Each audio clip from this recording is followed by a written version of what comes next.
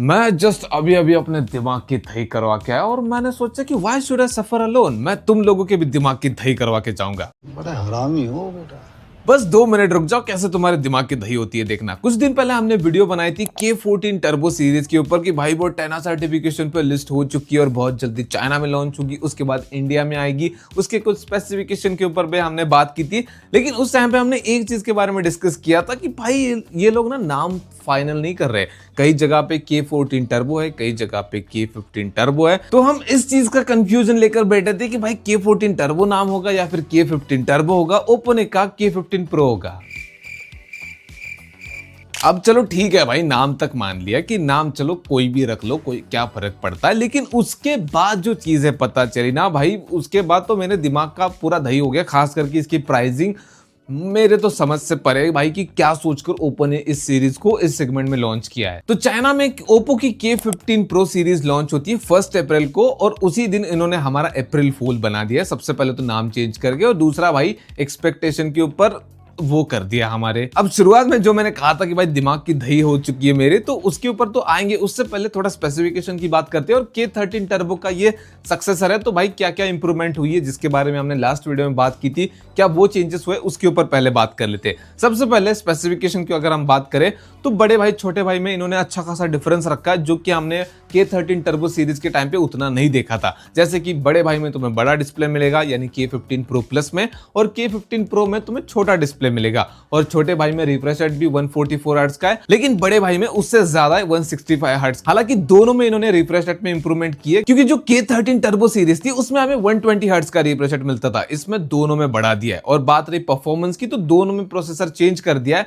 But last series मुझे थोड़ी better लगी थी। एटलीस्ट एक में तो स्नैपड्रैगन का प्रोसेसर था, इन्होंने दोनों में भी मीडियाटेक के प्रोसेसर यूज किए। बड़े भाई में तुम्हें Dimensity 9500S मिलता है और जो छोटा भाई है उसमें Dimensity 8500 मिलता है। अब यहाँ पर मुझे हंसी आ रही है कि भाई जब मैं इनके प्रोसेसर देख रहा हूँ और उनकी प्राइस देख रहा हूँ चाइना वाली, और इंडिया की प्राइस तो चाइना प्राइस से थोड़ी ज्यादा होगी, तो वो सोचकर भाई मुझे हंसी आ रही है और रोना भी आ रहा है साथ में कि मतलब ये क्या कर रहे हो ओप्पो वाले। खैर वो तो आगे डिस्कस करेंगे। इसके अलावा कैमरा सेटअप बड़े भाई छोटे भाई में तुम्हें सेम मिलता है, फास्ट चार्जर भी सेम मिलता है 80 वॉट का, लेकिन बैटरी में डिफरेंस रखा है। छोटे भाई में तुम्हें 7500 mAh की बैटरी मिलती है, बड़े भाई में तुम्हें 8000 mAh की बैटरी मिलती है। बाकी दोनों में Android 16 ColorOS 16 मिल जाता है। लेकिन क्या चीजें उन्होंने कॉमन रखी और क्या चीजें इंप्रूव की और क्या चीजें ऐड की, उनकी बात कर लेते हैं। जैसे कि तुम्हें कूलिंग फैन इसमें मिल जाएगा। इसके अलावा इन्होंने IP रेटिंग पे काम किया है। पिछले बार इनके डस्ट रेटिंग में प्रॉब्लम थी कि डस्ट रेटिंग नहीं मिली थी, लेकिन इस बार इन्होंने डस्ट रेटिंग रखी है भाई, तो प्रॉपर 69 की रेटिंग मिलती है, जो तुम्हारा फेवरेट नंबर है। और हाँ, रिफ्रेश रेट को बढ़ा दिया। इसके अलावा तुम्हें एक्स्ट्रा एक चीज मिलती है कि बैक पैनल में इन्होंने RGB लाइट को रखा है, तो कॉल और मैसेज के नोटिफिकेशन के टाइम पे उसको तुम कस्टमाइज वगैरह कर सकते हो, जो कि तुम्हें ऑप्शन मिल जाएगा। अब उसके ऊपर मैं आधा घंटा बर्बाद नहीं करूंगा। इसके अलावा कैमरा में इंप्रूवमेंट हुई है, जिसके बारे में हमने लास्ट वीडियो में बात की थी कि सेकेंडरी कैमरा 2 मेगापिक्सल का था K13 टर्बो सीरीज में,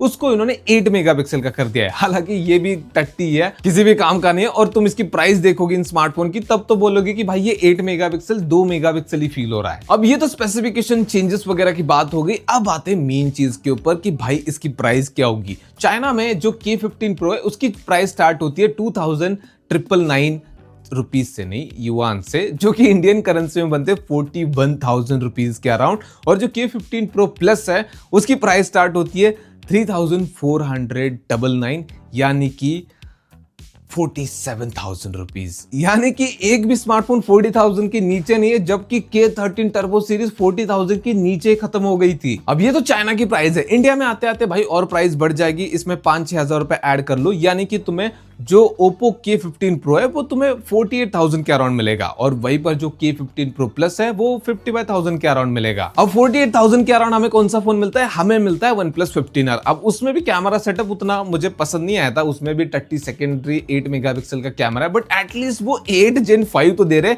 ये तुम्हें Dimensity 8500 दे रहे, जिसको हमने पोको के 33,000 की फोन में देखा। और बात रही दूसरे वाली की, जिसमें तुम्हें Dimensity 9500S मिल रहा है। अब उसको तुम 9400 प्लस के इक्वल इक्वल मान सकते हो क्योंकि उसी के आर्किटेक्चर पे बना है। अब उसी प्रोसेसर के साथ आने वाले एक फोन के एग्जांपल को लेते हैं, Vivo X200T जो कि 9400 प्लस के साथ आता है और 9500S और 9400 प्लस की तुम परफॉर्मेंस को इक्वल मान के चलो, बहुत ज्यादा सिमिलर है क्योंकि सेम आर्किटेक्चर पे।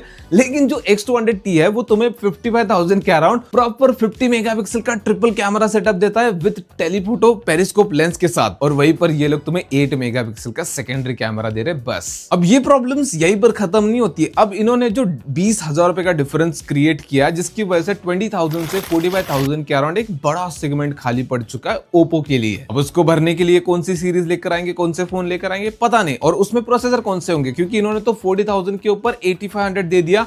अब उसके नीचे क्या देंगे, 8450 या फिर 8300, जो कि ऑलरेडी इन्होंने Oppo के 13 टर्बो सीरीज में यूज कर दिया 8450। हाँ, इसका मतलब ये नहीं कि फिर से यूज नहीं कर सकते, लेकिन यहां पर इन्होंने बहुत बड़ा डिफरेंस क्रिएट कर दिया है। मतलब अगर कोई Oppo का परफॉर्मेंस सेंट्रिक फोन खरीदना चाहता है तो वो 20,000 से सीधा जंप मारेगा 48,000 रुपीज तक। अब काफी सारे लोग ये भी कहेंगे कि भाई प्राइस कम हो सकती है, इतना नहीं रखेंगे। अब मैं इस चीज से एग्री करने के लिए तैयार हूं कि प्राइस कम हो सकती है अगर यूरोपियन प्राइस से कंपेयर करें या फिर ग्लोबल प्राइस से कंपेयर करें, क्योंकि कई जगह पे ऐसा होता है कि ग्लोबल प्राइस के कंपेरिजन में इंडिया में कम रहती है, लेकिन चाइना प्राइस की जब बात आती है तो भाई ऐसा कभी नहीं होता कि चाइनीज प्राइस से इंडिया में सस्ते में मिले फोन। मेरे तो भाई पूरे दिमाग का दही हो चुका है। बाकी तुम अपने थॉट कमेंट में बताओ, और तुम बोलोगे कि शायद इंडिया में नहीं आएगी सीरीज, तो ये ऑलमोस्ट कंफर्म हो चुका है कि ये सीरीज इंडिया में आएगी क्योंकि इसने K14 टर्बो सीरीज को रिप्लेस कर दिया है। अब वही है ये सीरीज, बस नाम बदल दिया इन्होंने। अपने अच्छे अच्छे विचार तुम कमेंट में बताना। बाकी वीडियो पसंद आए तो वीडियो को लाइक कर देना, चैनल को सब्सक्राइब कर देना। मिलते हैं नेक्स्ट वाले वीडियो में।